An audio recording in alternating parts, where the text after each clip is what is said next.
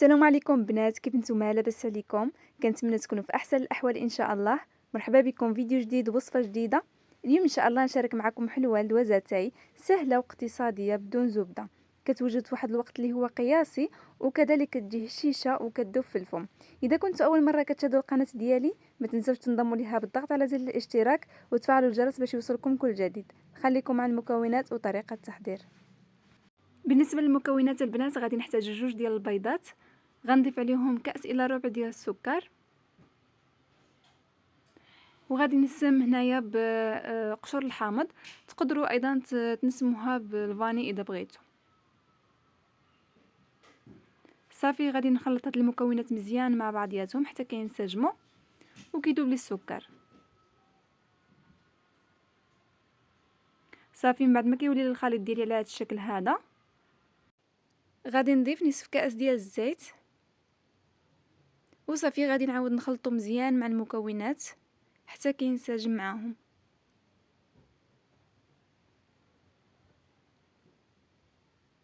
صافي هنا غادي نبدا نضيف النواشف. غادي نضيف كأس ديال الكوك او جوز الهند، من الاحسن تستعملوا النوع اللي كيكون كيطلق الزيت ديالو. غادي نضيف 2 معالق كبارين ديال الدقيق، وغادي نضيف 8 غرام ديال خميره الحلويات او البيكنج باودر. صافي غادي نخلط هاد المكونات مع بعضياتهم.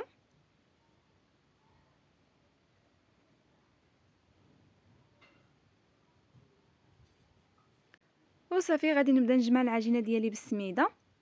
غادي نضيف في الاول كأس ديال سميده رقيقه اللي كنستعملوها في الحرشه والبسبوسه، وغادي نبدا نجمع العجينه ديالي.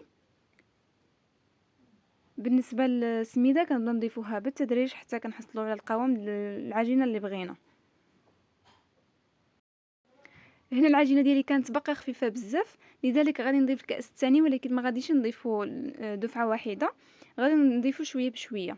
وغادي نوريكم في الاخر شحال تبقى لي من هذا الكأس. حاولوا انكم تخليوا العجينه ديالكم تكون مرخوفه شويه، حيت باقا نخليوها ترتاح واحد 5 دقائق كتشرب لنا السوائل كاملين. صافي كنتحصل على هاد العجينه هذه كيف كتلاحظوا معايا كتكون باقا خفيفه شويه. ها انتم البنات، هذه هي الكميه اللي تبقات لي من الكاس الثاني ديال السميده.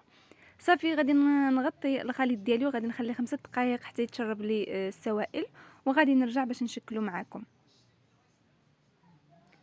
صافي مباشره بعد ما كدوز 5 دقائق غادي نبدا نشكل العجينه ديالي. غادي نجيب اول حاجه الكوك او جوز الهند باش ندوز فيه العجينه ديالي. كناخذ كميه من العجينه على هذا الشكل هذا وكنوضعوه في الكوك او السميد او الجوز الهند. صافي على هذا الشكل هذا حاولوا انكم تعملوا الكويرات صغيرين شويه، حيتاش الحلوه ديالنا كيتضاعف الحجم ديالها في الفران. انا الحلوه ديالي عملتها متوسطه، وكيف لاحظتوا معايا الحجم ديالها جا كبير من بعد ما طابت. صافي البنات كنستمروا على هذه الطريقه هذه حتى كنساليو الكميه ديال العجينه كامله. بالنسبه لطريقه الطهي ديالها كندخلوها الفران، كنشعلوا عليها النار من تحت ومن الفوق. النار اللي كتكون متوسطه حاولوا انكم تردوا معها البال. كنخليوها حتى كتشقق وكتاخذ لنا واحد اللون اللي يكون غير ذهبي هيدا، ما تخليوهاش تتحمر بزاف باش ما تقصح لكمشي. صافي من بعد ما كنسالي تشكل الحلوه ديالي كامله، غادي نزينها هنايا بالحبات ديال اللوز. تقدروا ايضا تزينوها بالكاوكاو او الفول السوداني، كيبقى لكم الاختيار. صافي غادي ندخل الصينيه ديالي للفرن وغادي نوريكم الشكل النهائي. وكيكون هذا هو الشكل النهائي ديال الحلوه اللي شاركت معكم اليوم. كنتمنى تنال اعجابكم. اذا عجبكم الفيديو ديال اليوم ما تنسونيش بتعليقكم او لايك للفيديو، وكذلك تشتركوا في القناه اذا كنتوا باقي ما مشتركينش. هنا غادي نوريكم القوام ديالها كيف كتجي، كتجي هشيشه وكتذوب في الفم. كنتمنى الوصفه ديال اليوم تنال اعجابكم. ما بقى لي الا نودعكم. شكرا على المشاهده والى الفيديو القادم ان شاء الله.